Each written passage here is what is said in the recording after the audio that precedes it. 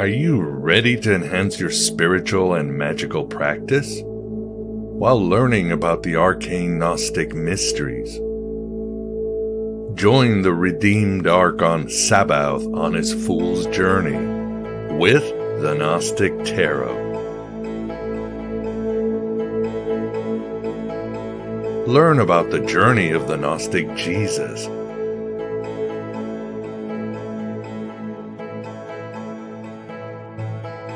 Follow Mary Magdalene in her quest for forbidden knowledge.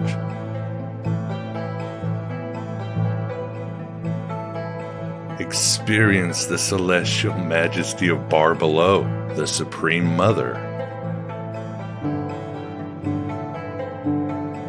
Commune with the invisible spirit or the one of the Gnostics.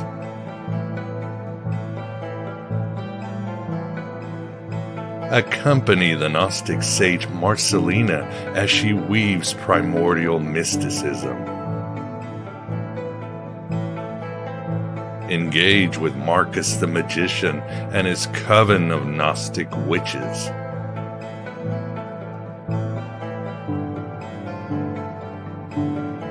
Experience the fall and liberation of Sophia in the simulation.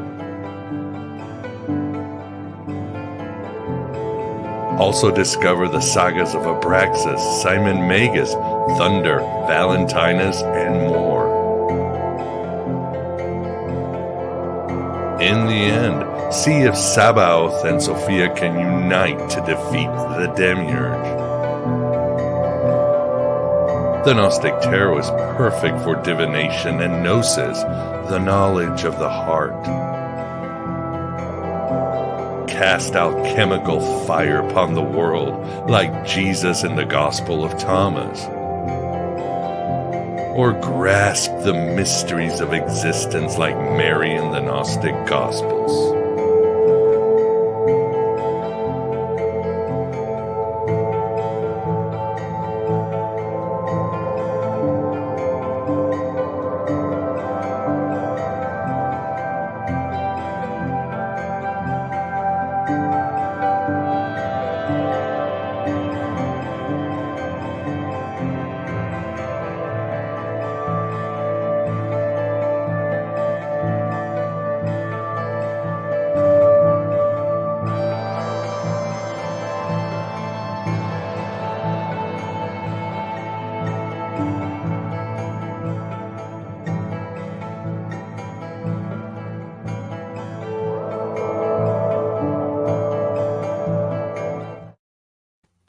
Happy heresies and welcome to the desert of the real.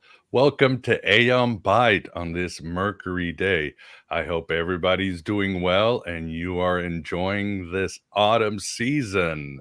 My name is Miguel Connor and I am your Pompatus of Gnosis, and I hope those of you can catch that Steve Miller callback if you would. And I am so happy that you are here, and I am always happy to host this show because we always want to share that gnosis that will work for you and only you. You are the final authority. And today we certainly have a very special show as the season of the spirits, as the veils get thinner and the dead who are not dead begin to talk to us more. This is certainly a topic that is relevant. And for this topic, it is truly an honor to have Salicrow with us to discuss a book I really enjoyed and certainly touched my heart, and that is Spirit Speaker, right here for those of you to see, A Medium's Guide to Death and Dying. Salicrow, thank you very much for coming on the show. Thank you for having me. Pleasure is all ours. And with us, too, it's always good to have Graham Pong to be the wingman as Vance has his Clark Kent duties and day gig. Graham, how are you? Doing pretty good, Miguel. Looking forward to see if I can pick up a few pointers on how to die well. Thanks. Indeed. And yes, and even how to have good relationships with the dead and so forth. So much in this book. And It's such a short, but it is really good and tight. It's the kind of book I have always wanted to write, something like Jonathan Livingston Seagull or something like that, that is both has the data, but the inspiration and all that. So it really is a wonderful book, Salicrow, and we definitely want to unpack it. Not much into the housekeeping, still rescheduling our show on the occult Jim Morrison. But next week we will have shows on Baphomet, one of our favorite big guys, and other exciting shows too next week too. And again, of course, in October, David Block will join us for the second part of his new trilogy. But let's get to the topic now. First, a little bit about you, Salicrow, and of course, your book does deal with this. And when did you learn, you were a medium? So I was born into a family that had psychic ability. My great-grandmother was my first teacher, so I have been aware of spirit my entire life, but I started working professionally as a medium about almost 25 years ago. I was already a working psychic for like 12 years before I brought mediumship onto the table. I had a major spiritual opening when I was 30 that really took my ability to communicate with spirit like from 10 to 100 in a very short amount of time. So it was intense, but it was also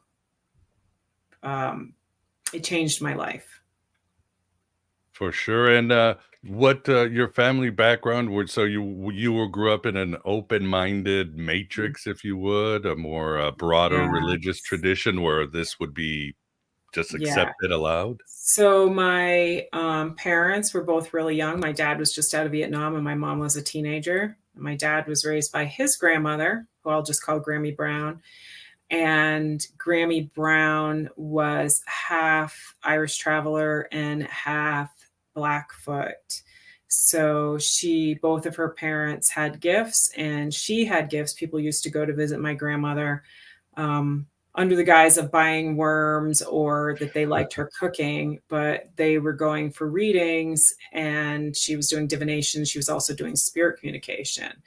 And I had my first experience with spirit when I was only 3 months old. I don't remember that. I only remember the stories, but my father's mother died.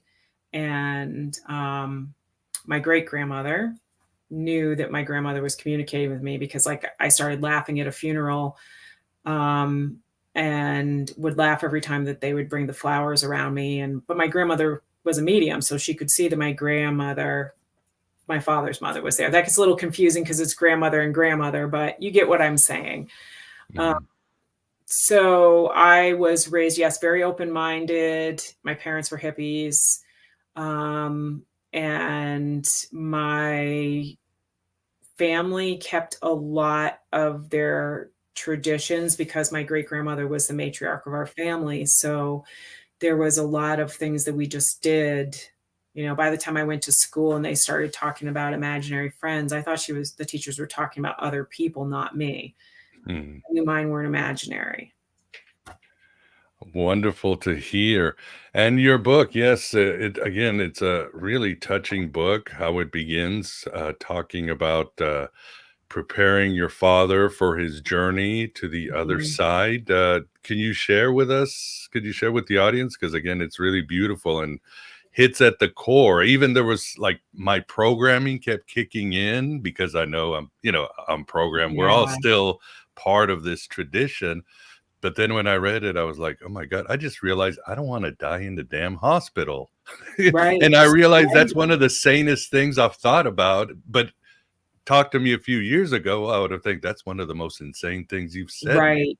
But now I realize, no, that's right. But yeah, tell the audience, please. So first of all, I wrote the book. I've been a practicing medium with regular clients.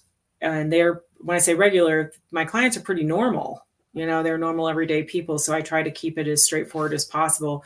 And I wrote Spirit Speaker as basically a gift to my clients and the people who I thought were like my clients, which Mhm. is they ask the same questions over and over again about what happens to people when they die and how to have better communication and what's happening during the dying process. Um, so my father came home to die. He lived in California for like 25 years. And when he was getting sick, because he had a lot of complications from Vietnam, um, my sister and I decided that he needed to come home. He did. He came back and he lived in Vermont for a year before he passed. And during that year, my sister in particular, who was very close to my father, did a lot of the literally working with him to get him prepared for dying, including teaching him how to do guided meditations or journeys so that he could become comfortable with the idea of leaving his body. Mhm. Because a lot of times people, that's one of their big fears. And sometimes people can get stuck in their body because they are afraid of letting go and that feeling of leaving their body. So one of the ways that, he was being prepared was spiritually, like learning about spirit communication himself, but also really getting into details about what he wanted his death to look like, like what kind of situation do you want to be in? And my dad did die in a hospital, Mhm. which was not part of his plan. He died in another state because my youngest sister was living in Massachusetts. So my dad died while visiting her. Mhm. I live in Vermont. And but we did all of the things that we had planned on doing with him in a hospital. And one of the things that I really want people to realize is what they have for rights when it comes to their spiritual practice. If you have particular family practices that you want to carry out, even if you're in a hospital, literally you just have to tell the nurses that it's a religious issue and they will oblige, because the hospital doesn't want to get into trouble for not for crossing religious lines. So your own spiritual practice, whether you consider yourself religious or not, allows you to do certain things. So we sat with my father the entire time he was dying, telling stories and singing to him. And my husband sat out side of the room that we were in as a guard, because my dad was a soldier. So my husband knew that my father would want somebody like there, but it was really just my dad was surrounded by his three daughters and his three eldest granddaughters. And one of the really cool things that happened is when my dad was actively dying, we were doing energy work. We were singing to him and doing Reiki. And he was in the ICU. And afterwards, the nurse told us that while my father was dying and we were caring for him, and when we were caring for his body after, there were no alarms that went off in the ICU. And Wow. that they thought it was remarkable. Like nobody had, like the energy that we were putting out was going through that entire space. So, yeah, it was pretty powerful. Yeah, again, for the audience, please read it. It's really beautiful. I was moved, and but the audience might be asking, okay, what is the perhaps purpose, right? I mean, Mhm. we want to get ourselves untrained. I know I'm still working on it, and I've come a long way because reading the Egyptians and the Gnostics, it's all about it's just part of the journey. It's Exactly. the Egyptians weren't obsessed with death. They were obsessed with eternity, and life was just Mhm. a small pit stop on a wonderful adventure. So these rituals are for, again, saying goodbye, honoring the person, and so forth, making the transition better. What else I mean, is this actually does help them go to the other Yes. side, right? Yes. I love that one of the sayings that pagans often use when somebody dies is "Hail the traveler." Uh, love it. Okay. And that means like, I recognize that the soul is traveling. So when we create a sacred atmosphere, I usually tell people, bring in photos. You can bring your family photos of your dead into the hospital when your loved one is dying and set it up. Take the little tray that they use to put food on, in front of a patient, set it up like an altar. Put pictures of the relatives who you want to come and take your loved one to the other side, help them cross. You're inviting them in when you do that. And you're right, I've been a spirit medium now for over 25 years. And I'm sorry, 20 years. And one of the things that really stands out to me is that we all have somebody come for us, and that I really, really believe in reincarnation, because spirits are always talking about that. They're talking about waiting for each other and then pooling up and coming back in. Mhm. They're talking about, I've never met a spirit that has been to heaven or to hell. I meet people who are in this state where they're waiting for their loved ones to cross over. And then they talk about how they're going to come back in once, basically, once all of us are here, we might come back in as a group again, staging ourselves in Wow. different time and place to connect with each other. So the journey of death is, like you said, it is a ceremony, just like getting married or being born, or any other major moment in our life. Yes, it's very important, and it's something that, in a way, should be celebrated. I mean, what did Socrates say? The purpose of philosophy is preparing for death, because he knew the game, right? And Yep. again, the Gnostics of ancient times were like, we're not going to, we're going to die. We're going to do these rituals, death rituals, and go Mhm. up to the different places and It figure does out. make a difference too, because like my dad is an excellent spirit to communicate with. I often call on him when I'm teaching classes on it because he's so good at it. And a lot of it is because he was learning how to do it when he was alive and preparing to die. And then he understands more of how it works from both sides. So when we have a closer relationship with our dead, it's more likely that when we die, will also be easier for our loved ones to communicate with Mhm. us, because we've taken the time to understand as much as we can. No, that makes perfect sense. And before we go further, we should also address what your book addresses very well, and that's the problem. And the problem is, as you write, we've lost the game, or gotten our eyes off the eight ball when it comes to death itself, and that Mhm. is creating a society that is not only terrified of death, but because of that can't enjoy life. Right? What Right. happened, Salicrow? Because again, I come from a Portuguese society Catholic, but I have to admit that the dead and death was always there. We would go to masses for a Right. relative that died. It's okay to do prayer for the intercession for the dead. My family was always Mhm. talking to the dead, and they're Yeah. supposed to be talking back. And obviously, cultures like Hispanic cultures, it's still so important. And of course, I mean, I myself have my new friend, Santa Muerte, who I dedicate a lot of my time to, with Artemis Mhm. and other gods. But anyway, what happened to Western society? We just got too Protestant, or what happened? I think that, to be quite honest, I tell people that I think a lot of it has to do with the desire to homogenize what it meant to be American. And then when America became the leader of what everybody looked to as what is modern and, whatever you want to call it, the culture that we're supposed to be aspiring to, then we affected the whole world with it. But, television, that was a big Mhm. part of it. Television, after World War II, we really wanted everybody to just be happy again.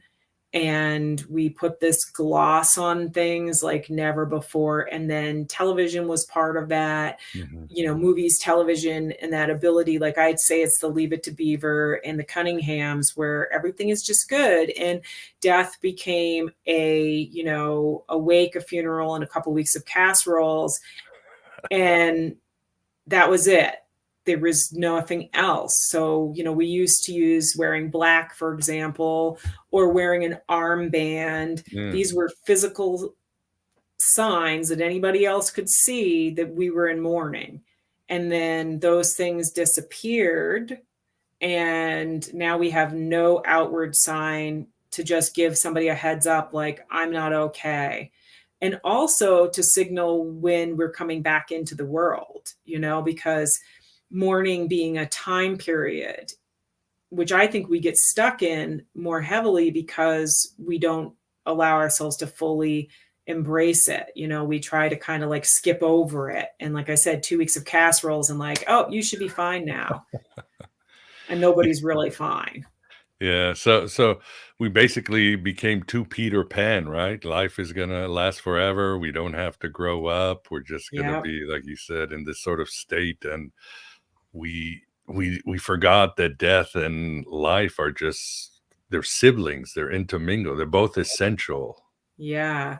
Well, even a wake was traditionally held in the home.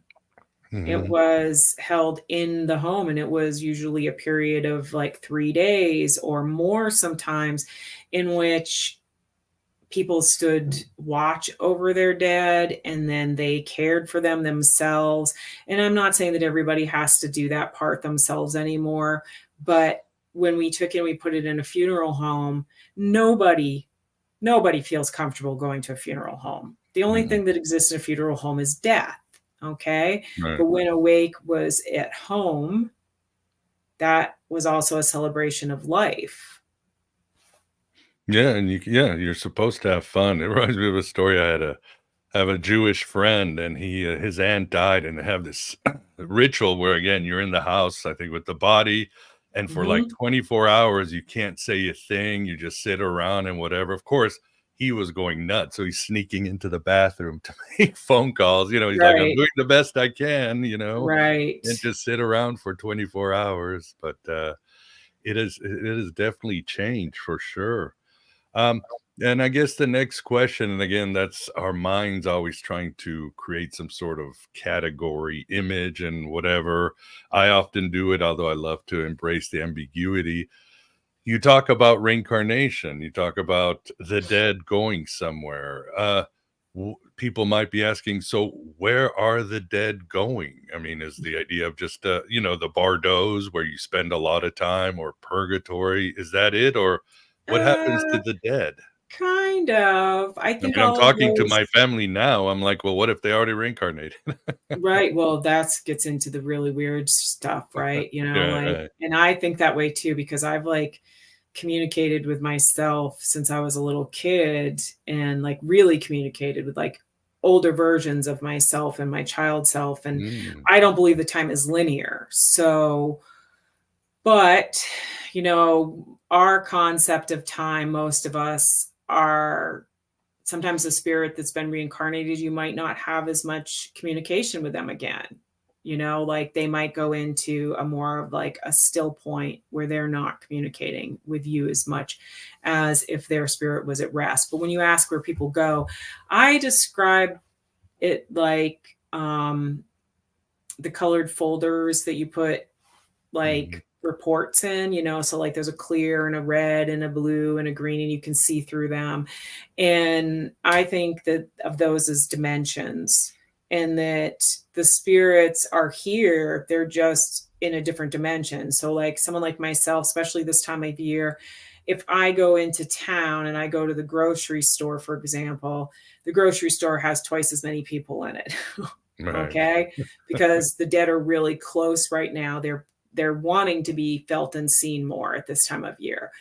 Mm, But anytime I go anywhere, there's extra, the spirits are there. They're just like, not everybody can see them. So the reason I use the colored folder is like, we're on the clear and we can see into this dimension because we're in this dimension.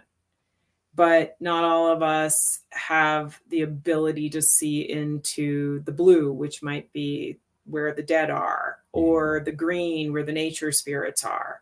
And I do believe that we can all learn to a certain extent, but we might not all visually see or even see in our mind's eye. So Um, basically, it's different rules, yeah, time, communication, everything else. So yeah. Like it's what fine. you were saying about like what the Gnostics say is like this little living piece is like a sliver. Yeah. Okay.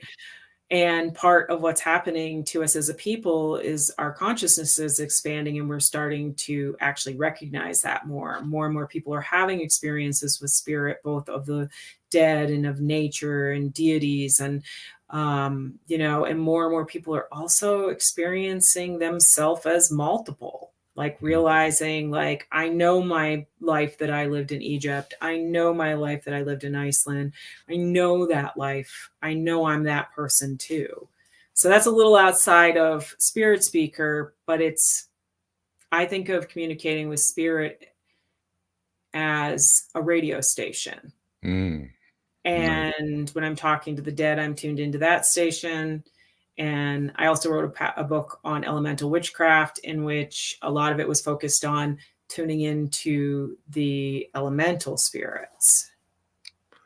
Well said. And yes, there are rules. Again, if I've got my cat sleeping there, I can't just go, "Hey man, are you hungry?" I have to change my communication. We are both in Exactly. different forms of conscious. We experience time very differently, the Yes. cat and I. So I have to learn to communicate with it. It certainly doesn't has no problem communicating with me, biting Right. my foot in the morning if it's hungry or something like that. Right.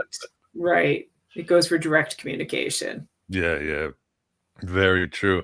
Very true. And yeah, also something you address in your book is that of angels. And of course, it's a bit, as I say in the show, it's a busy universe out there. So you would put, we've got the spirit of the humans, but then we have, as you call them, vibrational energy beings. They're on a different level. So you would Mhm. put spirits, angels, and other forms Beings. of existence up there. Yeah. Like they're in different realms is the best way of putting it, but that those realms are all like laid on top of each other like those clear folders, you Mm, know? Um, I feel like we also have vibrations that we're more comfortable with. Like some people are more comfortable, for example, with the vibration of angels than they are of elemental beings. mhm. And what about the idea of iniquity, evil spirits? Again, in this show, we talk about archons, our Yeah. mutual friend who connected us. We've been very interested in jinn and others. Mhm. What would you say when people ask you about the important topic of the nature of evil? Well, I believe it exists, Hmm. and I do, but I most of the time I try to say that different beings have different rules of engagement, and that what we might see as evil might not be seen as evil to that being. So I wrote about jinn in my book, The Path of Elemental Witchcraft, and one of the things I tell people is like they're like lawyers. They are so precise in their language that you don't want to make an agreement with them unless you know exactly what you're making for an agreement. Because if you were to say, "Welcome to my home," then that means to them that I have now given them my Mhm. home. My home is now yours. Mm, So a lot of what I tell people is like, I do believe that there are entities that we would consider evil and who have malignant intent. Um, but I believe that for the most part, a lot of energetic beings, there's a real need to understand the rules of engagement with any being that you're communicating with, just like your cat. Okay. The rules of different engagement with a morality. cat is Yeah. different than the rules of engagement If with a I dog. bite somebody's foot, I might go to jail, but the cat can Right. do it. Right. And so I cover that a lot more in my book, The Path of Elemental Witchcraft, because I talk about the need to really understand the beings that you're communicating with and to not make agreements to things. But when you're talking about evil entities, I do believe that such things exist. I believe that most, because I've been a healer for, like 25 years as well. And what I have found is that the only people who I have personally worked with who have demons, so to speak, attached to them are people who have a very religious and restricted background. And part of their problem that I see is that when they start down their path of spiritual exploration, they're carrying that fear with them. And that fear is like an antenna reaching out to, sending out a signal to those things that they are the most afraid of. Okay. No, If you believe that communicating with spirits is going to lead you to having demons attached to you, then your chance of that happening is going to be far, far, far higher than somebody who doesn't even believe that, who believes that they are a sovereign entity of their own and, uses smart choices and protection, but at the same time doesn't walk into it fearful. Does that make sense? That makes perfect sense. And I guess we should add, repression is a terrible thing, It right? It is. just they feed off of that. The more you It is. repress, the My more grandmother used to like to say that fear was the soul killer. And that was her biggest rule around communicating with spirits, was that the only way that they could really use your energy was that if you allowed it, and you allowed it through fear, that you had to walk into the situation like, this is your power, your soul's body. Therefore, I have ownership of it. And it's really hard for something else to take that over unless I have allowed it in some way. But fear is a pretty common way that we do that. Indeed, or as Frank Herbert said, fear is the mind killer from Dune. In any Yeah. situation, it's Yep. going to take you down. So, Yep. and as I Same kind of say, concept. My yeah, grandmother just thought it was more of going to affect your soul, but I think it affects both. yeah, she's 100% right. So, very well indeed. And what about the other idea I wanted to ask you is I finished a book by Philip K. Dick, The Transmigration of Timothy Archer, based on a true story of a very famous bishop who was into seances and Ouija board, and he got thrown out of the church, and he died. But in the book, which is biographical, Timothy Archer, with I think Bishop Piker, he dies. He died in the looking in the Dead Sea desert because he was looking for these scrolls, and suddenly he realized, I'm a bodhisattva, so I can come back fast. But there was no place to come back, so he goes into the body of this schizophrenic, because that's the perfect place, because schizophrenics they can have that community. Again, they have the rules. And Right. so there's two people, and then you read the Kabbalah, you can have more than one soul Mm-hmm. inside of you. Have you dealt with that, Salicrow? So my first book, Jump Girl, The Initiation Art of a Spirit Speaker, was my memoir. And one of the things, I was actually taught spirit communication by a handful of spirits. And one of the things that I experienced was having 5 spirits sit in me at once. Wow. And I was fortunate. These were spirits that were working with me and helping me, but they didn't give me any warning. So I had to go through it, because I kind of like to think that I got a boot camp version of what I needed to know, because I work in so many different ways with spirit communication and the dead and different types of spirits. And that was, first of all, somebody else was moving my eyeballs. That was really fucking freaky when you're looking in a mirror and your eyeballs are moving. Oh, wow. But really what ended up happening was that they told me that, finally one of the spirits was like, told me to call my Reiki master, and was like, if I wanted to hurt you, would I tell you to call somebody who could help you? And then they got me to calm down, and then taught me that I could kick them out of my body, and showed me what fear did intentionally. But yes, I believe that more than one. Okay. I am constantly talking to spirits. Like in my job, people come and it's very formal. I welcome spirit in for them, and then it's about them, and then the spirit leave. But my own spirits talk to me all the time. And I can definitely say that people could have more than one person in them. And that's one of my subjects that I'm fascinated by, actually, is, you know, so, being, the psychological part of it. Like, what if somebody does have a mental illness and they also have psychic ability? Mhm. So, psychic and psychosis, there's actually a very large, like, more medical type book on that. But that fascinates me because I've met people who I literally would stop. I wouldn't teach them anything anymore because I felt like it was too risky for them to do so, because when somebody has both psychic ability and a mental psychosis, they can't always tell, because if this voice is real and these other ones aren't, how Right. can you prove that they're not? How can you prove that they are?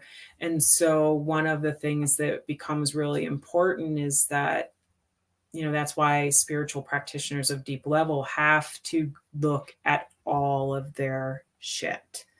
They have to go through their wounding. They have to go looking at all of that, because without it, we become, that is when you're more likely to have something negative attach itself to you, because you are doing big work with a wounded machine. Mhm. No, it makes perfect sense indeed. And you help with this, right? Or you help heal the Yeah. dead too, because when the dead leave, they Yes. also have to work their stuff out before it helps Yeah. them. I help Other people. people. I work mostly with families. I have a lot of clients who have lost people either from suicide or Mhm. overdose. That's very common now, unfortunately. Yeah. And I usually get families to set up altars for their beloved dead who have troubled souls, and to, like, give their prayers to them, send them love, remember who they were before their mental struggle, or, help them to find that healing, because our prayers for the dead do matter, and the dead do learn while they're dead. It's not just like they die and then they don't learn anything. They learn from observing their families. In some cases, they have jobs. The spirits that work with me as my partners in my mediumship work, they're working with me because they're learning from working with me. So, Indeed. Yeah, it because makes they're sense. doing spirit communication multiple times, a week, they're getting more experience than they ever would have when beforehand. So they'll be better at it when they're born. Does that make sense? We still Yeah. learn. We come in with that stuff. It's there. Yeah, it's just all part of the journey. Indeed. And what are some other ways you can honor the dead, which we should do? Again, I like how I don't know if it was a podcast or you're writing how you don't smoke, but you will still buy a pack of cigarettes and For light my it up. dad. I do that too with Yes. both Santa Muerte and my mother. I don't smoke real cigarettes in the study, but I break my rule. I'll walk in and I'll just puff into their faces and say, Yes. enjoy. Yes. Yeah. So yes, I don't smoke cigarettes. I joke about how, like, that I'm one of the only people who's going in and buying my cigarettes to light, and, like, you take a puff here and then let it waste because they're expensive, so you're like, wow. Yeah. Um, Spirits love to be remembered through story more than probably anything else. They love to be talked about and remembered. But Mhm. one of the ways that we can do that is through food and drink and smoke and giving these offerings. They're not eating it or drinking it or smoking it, but they are being remembered with it. And it's something that they really loved. And, the story part is, it also helps us to heal, because one thing the dead don't want is to be forgotten. They want to be part of the family. They want to be part of the storytelling at holidays and gatherings. And So eating the favorite food of your loved one, or smoking a cigarette for them, or even just putting the cigarette on your altar. You don't even have to smoke it.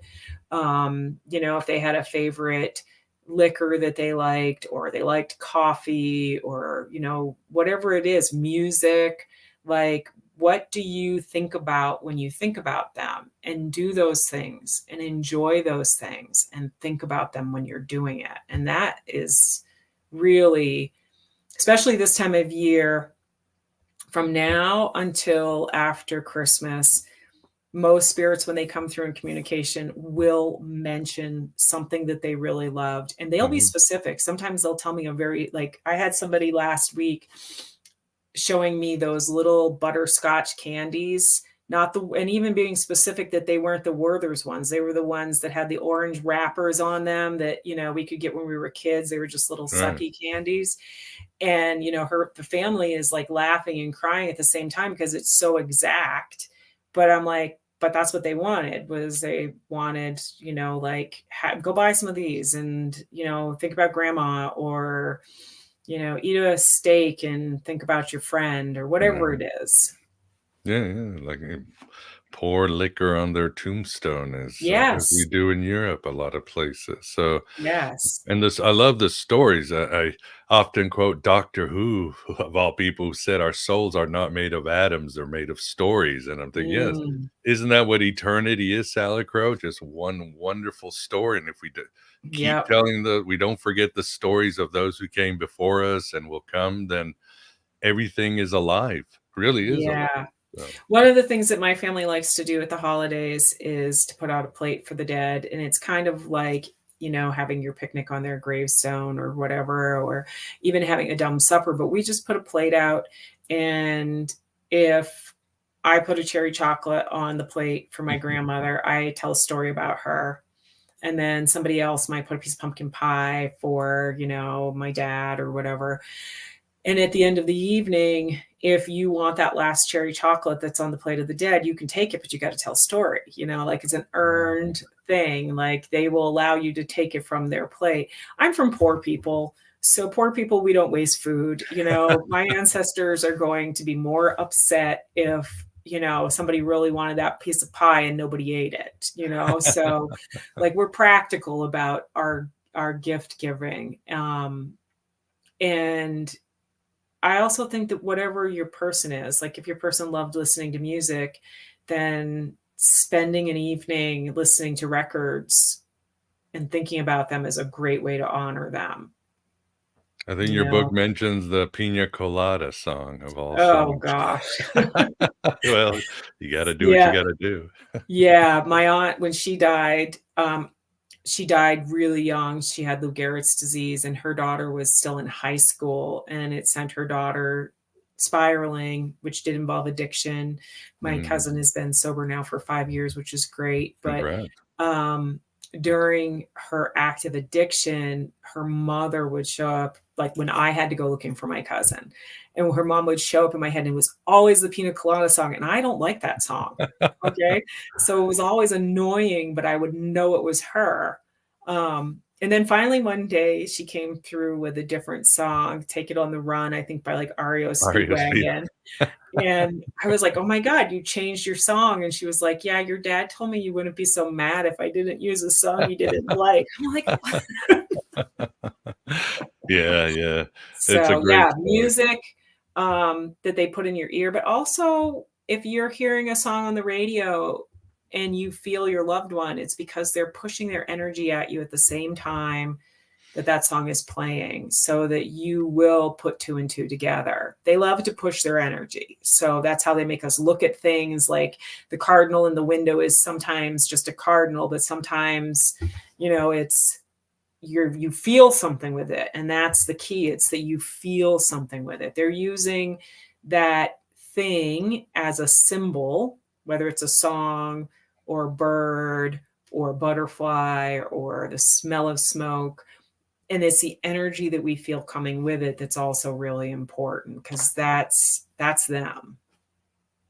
You take it on the road, baby, as REO Exactly. Speedwagon wisely said. And for everybody who's joining us, we are talking to Salicrow based on her excellent book, put in front of the camera, Spirit Speaker. If you have any questions about death, dying, please super chat them so we can get to them. Yes, like she said, this is a very important time of the day to really deepen our relationship with the other side and join the other side and learn about the other side. And it just betters humanity. But Graham, on your end, do you have a question? I do indeed. I was curious, is it better for the dead? Do they consider it better to be forgotten or to be remembered as an infamous villain? Oh boy, that's a good one. So I find that even infamous villains are generally loved, and that often the infamous villain has both a good side and a bad side. Otherwise, nobody comes looking for them. Do you know what I mean? um, if a spirit has done a lot of harm in life, they go into what I refer to as timeout, in which they have to process how their actions affected others. So they spend a lot of time seeing how they hurt other people, or, even how much they were loved. So that's really complicated. Sometimes spirits take a long time in that timeout place. They're not, I call it timeout because I think of like when a kid is put in the timeout chair, they're not really being punished. They're being put there so they can reflect. And some souls, maybe ones that were really infamous villains, they need a lot more time of reflection. I find that what I get in my work, because I think of myself more as a healer than anything else, um, is that there are people who come and maybe their loved one was a complex person who they love very much, but the person also had addiction or mental illness or anger problems. And part of what the spirit has to kind of like deal with in that situation is understanding that they are seen as both. And sometimes spirits aren't ready for that kind of connection. So when you have a very troubled soul, they might not be the one who's ready to show up for communication. Does that make sense? It does indeed. Thank you. Wonderful. What I also wanted to ask you, Salicrow, because I can relate this to my wife, but first, could you explain the idea of the the term wide angle vision? You talk about it was your teacher Ivan Macbeth who taught it, Yeah. but I think that's an important thing that we can all utilize. Yeah. So Ivan gave me words for it. I think lots of people do it all the time and don't even realize they're doing it. But he definitely gave me the language for it. Wide angle vision is when we put our focus on our peripheral vision, and it's a soft gaze. So a couple ways that I tell people that they've probably experienced already. Anybody who's ever gone hunting has you successfully hunting has used wide angle vision, because they know that if they're like looking directly, staring directly at the animal will feel them. Just like if you're across a restaurant from somebody and they're staring at you, you feel it. Okay. So we don't want to use that forward facing penetrating vision. We want to put our focus on being able to see what's out here. So it's a soft gaze. In yoga, we use a drishti, and the drishti is the focal point that allows us to see wide. And then the third way that I tell people that they've probably experienced it is when you're looking down your nose with that art from the 90s where it had the other picture that would jump out at you. Yes, yes, You yes. had to allow yourself to, one, be looking down, but also looking wide at the same time. So that's what wide angle vision is. And the reason why it's so important is that most spirits, because they're in a different dimension, we see through them if we look straight on at them. So that's why, like, when people will have these experiences where they'll say, I saw something out of the corner of my eye and I turned to look and it was gone. And it's like, it's gone because you turned and looked straight at it. And so you looked through it. And so when we see something out of the corner of our eye, we want to try to resist that turning to quickly stare at it and try to just hold it with that soft, wide angle vision that's going to allow us to perceive it easier. Yeah, I've heard people talk about they use it for anything, manifestation, any it's Mhm. so useful for any spiritual Yeah, endeavor. As I've it is. explained, my wife, she learned it. She was severely abused with her siblings, and they used this trick whenever they were trapped in the room from the abusers to astral travel, and they Yep. could travel the house and travel out. It was their coping skill as Yep. children, so you can use it for a lot, and she's always trying to teach me to astral travel, but I won't but I'm gonna do it. I get worried I don't wanna leave too far, but I wanna start using it because, Well, again, it's and useful. one of the things about astral travel is like that when people are afraid they don't want to travel too far is like there's this concept that there's a silver thread that connects your soul to your body. And all you have to do is think about that silver thread and you can be back in your body. So it's one of the things, like I can't even remember. I think I learned it in some book of magic, like way back in the 90s. But it's something that's always stuck with me. It doesn't have to be silver, it could be anything, but it's the idea of linking yourself to your body. First of all, getting back into our own body, unless we actually physically die, it's pretty easy to get back into our own body because it's our vehicle. Okay. Mhm. But having that little thread connecting you means that all you have to do is focus on the thread and then be able to slide back into it. So yes, wide angle vision is used a lot it's used for scrying. So anybody who's ever used like a crystal ball or a mirror, um, wide angle vision is the same vision that you need for that. You need to have this really soft vision and almost like think about it like if you're a dancer, you kind of like do that anyways because you kind of keep your eyes half lidded so that you can still see your surroundings and not bump into people. But you don't want, when you're dancing, you don't want to be like staring at everybody. People don't do that. They just naturally go into this relaxed state where they have their eyes kind of lidded and they're moving and they're allowing their vision to go wide without even like consciously thinking about it. So, Makes sense. Yes, and I've heard chaos magicians tell me that it also works for charging sigils too. You really get yeah. into it. So Well, you it don't has have to to whip do, out the dildo. You can just do right. that in your house without. Right. Well, it has to do with the fact that you're changing your consciousness. Mhm. So there's lots of little tricks. Like as a person who works and does all my work is psychic, I am in a light trance state most of the time.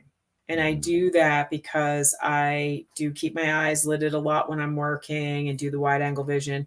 I also move a lot or I twist my rings. So I'm using it to kind of like keep myself rhythmically focused on something. In the book, I talk about even using a rocking chair. You know, when you're sitting in a rocking Yeah. chair and all of a sudden you're kind of drifting. You're drifting because you're moving your energy in a rhythmic pattern and it helps you to relax and to enter into that light trance state. Okay. So any kind of spiritual work you're doing is going to be easier to do if you learn to put yourself into light trance. Yeah, it makes perfect sense, and I definitely highly advise it, and yes, I'm gonna eat my own dog food. I'm gonna practice it even more moving forward, especially in this season. The other question too would be for those who want to prepare themselves for death, or okay, let's be just frank, those who are afraid of death, because Mhm. it is what advice do you give it? For me, I would say hang out at cemeteries. I love hanging out at cemetery, Mhm. meditating on cemeteries, laying out is just even our mutual publisher, I'm putting out an Elvis book on his occult side. Yeah. Elvis at the height of his fame loved hanging out cemeteries and morgues. And he would take like I know my sister's gonna she's a big, big Elvis sure. fan, so Yeah, she'll she'll be into your Elvis book. like you've never seen him, but he would take the Memphis Mafia and Priscilla to morgues and cemeteries and just hang out there because he also as I started my book, he was talking to spirits and the dead all the time, Mhm. and it gave him a sense of peace. But what advice do you have, Salicrow, for those who might be afraid of death? I would actually say that, one, read my book. Yeah, for sure. Two, like, I think your idea of going to a graveyard is a good one. And also they might want to look into taking a class on being a death doula, because a lot of people who take courses on being a death doula aren't really necessarily wanting to do it for everybody's dead, but it's a way of preparing for your own passing and your own movement through that. So, but for me, I think it's that we talk about our dead all the time and that we do have a family altar where, and at the holidays, like now, I'm getting ready to put out all of my dead pictures. So throughout the year, I usually just have my grandmother, my father, and the spirits that I work with. So teachers and guides who I've known in life. But at the holidays, like around Halloween, Samhain, I put out, all of the family dead that even ones I didn't really know, I put out their pictures as like, I'm recognizing you as well. So when we have reminders of them, like having an altar that's set up for our ancestors, we will find ourselves interacting with it more than we think. Hmm. And that interacting with it is going to be a first start to helping us to become comfortable with the idea that someday we are going to be amongst those beloved dead. But I think that it's just recognizing, one of my favorite things to tell people is that we all have spirit communication happening, but most of us just bring way too much doubt into it. So take the words maybe, kind of, and think so out of your vocabulary. When you suddenly see your grandmother, instead of being like, I think I might have seen my grandmother, say, I saw my grandmother. One of the things I like to tell people is, what sounds crazier, that you're in the middle of your day, not thinking about your dead loved one at all of a sudden you imagine them standing in the room with you, or that your dead loved one is actually standing in the room with you. When you put it like that, you start to go like, one of them actually sounds more logical than the other. And it's the one that they're there instead Yeah. of my brain just spontaneously did this. And one of the other things I tell people is that we often think, when we're suddenly thinking about our loved one or thinking like them, we think that we're suddenly just, like even my son's done it before where he's like, oh, I don't know what it is. The older I get, the more I think like grandpa. I'm like, no, grandpa is talking to you. You didn't suddenly start thinking like your dead grandfather. You are being talked to by him. That's why it sounds like him. But everybody does this. They have that thought and they think it's just them wanting their loved one around them. And a lot of times it's your loved one wanting to be around you. Yeah, very true. They're always talking to us. Yeah, and I'm glad my 9-year-old daughter has a second sight like my wife. So of course, her life is shadow people and Yeah. demons coming out of the bookcase and strange dreams that come true. And it's nice. I don't have to doubt her. I work with her. Right. We work with her. One of the things that I always did for my kids and that my grandmother did for me was something simple things. Like she would tell me, like, you have a body, you're in control. Like, Mm. you're the boss here. You can tell them, leave me alone. Oh, well, You yeah. have power. The other thing that she did was that she talked about it very casually. So she would say things to me regularly. Spirits talk to you, Sally. It's okay. And it was no different than her saying, you have brown hair and blue eyes, Sally. It was just, this is normal. And it wasn't special. I wasn't treated like I was special because of it. It was just a thing.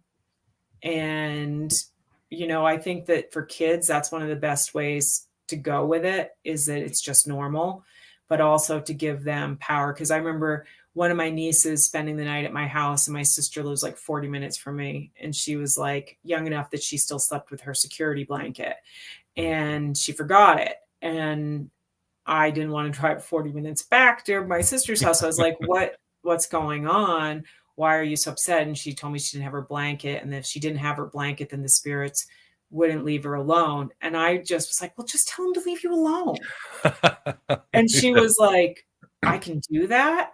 And I was like, yeah, you can. And that was such a huge shift for this little girl who was having that, because like she hadn't even thought about like, wait a minute, I'm in charge. I'm like, yeah, you're in charge. Like they need you. In this dimension, and like you write in your book, they need energy to materialize. That's So right. they don't have And that unless you and if give it to them. you're the one who's holding that energy, then that's important to kind of remember as well, that you're the one that's holding that energy that they are using. And it's about, again, like, do I give my consent? Yep. Like you said, let the jinn in. You don't have to. That's right. You want to be very careful in that area. Very much. Well, as we're Mhm. getting to the end, I got a couple of super chats. First, thank you. No such thing as enough revenge. Cool name. And thank you for the support. We got the great Christina Maria, who I hung out with in August at Astronosis. And she is writing, in contrast to the dead or people in spirit, what are your thoughts regarding Alzheimer's or dementia, where Okay. the person is still physically living, but their mind and personality is afflicted? Good question. Yeah, that's a good question. I have worked with some people who were in comas and communicated with them. And I have also, when I have worked with people with Alzheimer's or dementia, I often find that their experience in their mind is kind of like being trapped inside of a box or inside of a program that they're not in control of. So when they die, those people almost always the first thing that they do when they come through in spirit communication, that's how I know they have Alzheimer's or dementia, is because they're apologizing. Because I describe it as being a lot like being on a bender. Like if you've ever been so intoxicated that the next day somebody's telling you what you did, Yeah. that's a lot like what the experience is for people with Alzheimer's and dementia. They're kind of in their body, they're not always completely in it. And in some cases, I've worked with people where they actually, in their own experience, felt like they were inside of a box that they couldn't get out of. So sometimes people with Alzheimer's and dementia, it's harder for them to die because they don't remember how bad things were the day before. So they linger a lot longer.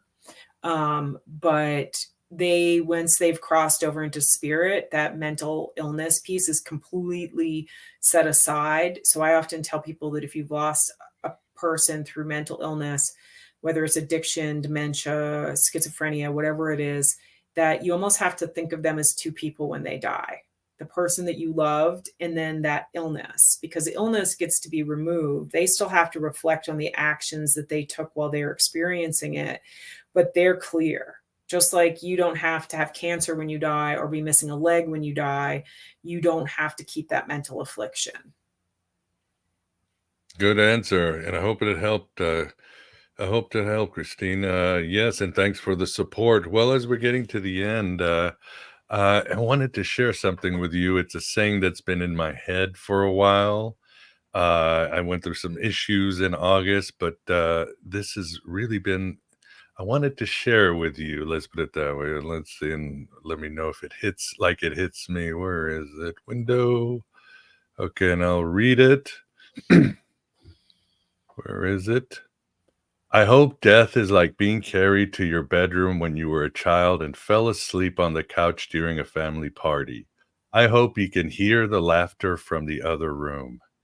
What do Oh, you that's think? beautiful. Yeah.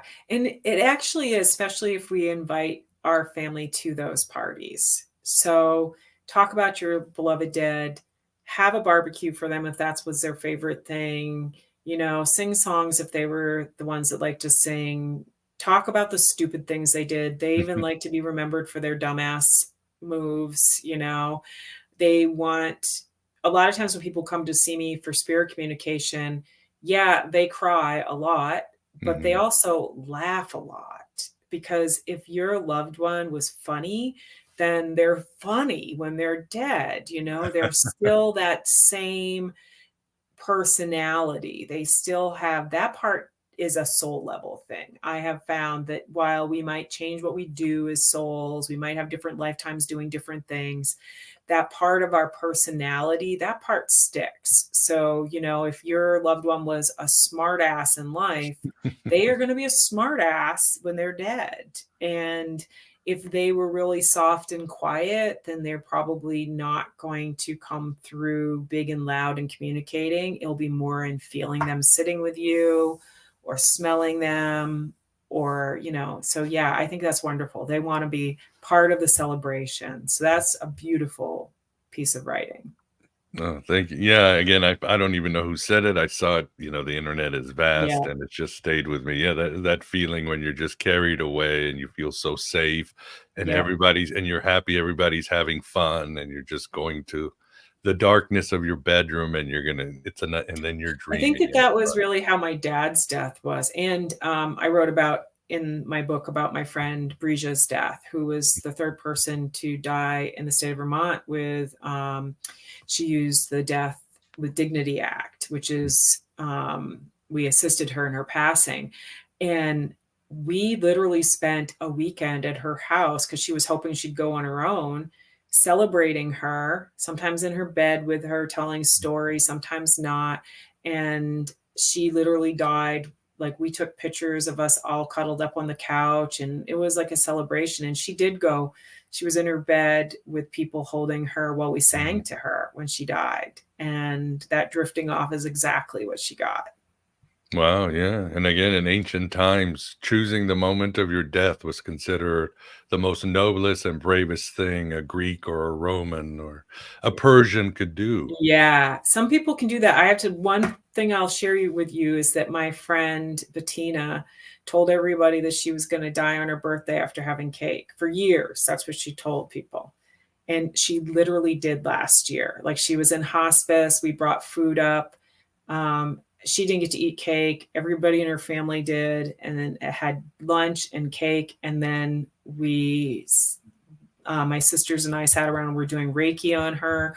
And she died like a half an hour after cake. So we were Eating like, cake. God damn, that was good. Like, I'm going to die on my birthday after cake. And she literally did. So Wow, let them eat sometimes cake people and do. die. Yeah. Good way to go, I guess. Yeah, yeah, yeah. Enjoy what you can and hopefully bring her more cake. Yes. It's not over. She can still enjoy that cake. So good deal. Yes. Awesome. As we get to the end here, Graham, any last comment or question that you might have? I was going to say the last one is I was just going to say how much my understanding of spirit versus soul tracks with her, because so many traditions almost use them reversed from one to another. Is I have the idea of the soul being the eternal part that goes Mhm. throughout time, and spirit being basically what the soul accumulates during one lifetime. That Mm. lifetime is the spirit, but the soul is what continues. Yeah, It they definitely, we carry a lot with us in our soul, lifetime to lifetime. And I think that's part of the evolution that we're all going through right now, is that we have more recognition of that stuff that we've already learned, like really able to tap into it more easily than maybe, generations before us. Thank you. Yeah, well said. Well, we are at the end. I guess I would definitely highly suggest people get Spirit Speaker. Again, it's a short read, a weekend, but we haven't even touched maybe 10% of the book. So there's so much good stuff there that will help you in this season and periods of transition. And where do you want to send people? I already have it on the show notes. My But your website, website. which is salicrow.com. So salicrow.com. I see clients regularly, both in person, and I have clients in 32 different countries. So I work a lot on Zoom, and I also run a mentoring program. So people might want to check that out if they're looking to go deeper into their own magical studies. Good deal. All We'll that check info it is out. on my website. Mhm. Yes, and again, Whether you're watching this on one of our video platforms or on iTunes, Spotify, it's in the show notes. Check it out. Check out her work, and it's a wonderful service to humanity. And as always, please support Aeon Byte, support independent heretics like us and witches who are actually are part of the healing of this world and bringing back those ancient modalities that we need more than ever. I don't know what else can I say. Yeah, support. But as we're at the end, thanks everybody for those in the chat. Really appreciate those who support. And Graham, always appreciate you keeping us company and being our wingman, our boatman across the Styx, perhaps. Oh, always fun. Yes, the valley through the Bardo tag. There you go. There you go. Well, Salicrow, thank you very much for coming on the show. Really enjoyed it. And thank you for your time, and good luck with all your projects and everything you're doing. Thank you. And everybody else, yeah, again, enjoy the rest of your Hermes day, your Mercury, and I hope you can speed away to the land of the dead and back, because it's all just one part of eternity. Take care, everybody.